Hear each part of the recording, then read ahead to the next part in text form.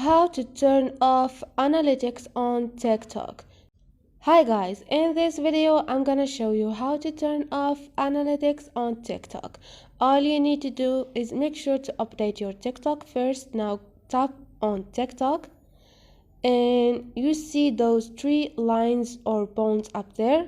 Click. Now if your account is a business account, you should turn your account to a personal account. Now all you need to do is go to Settings and Privacy, click on Manage Account and switch to a personal account. Switch anyway. This simply, now the analytic is off. It's so easy. And this is how you turn off analytics on TikTok. Hope this video helped you. If you like the video, don't forget to subscribe and like.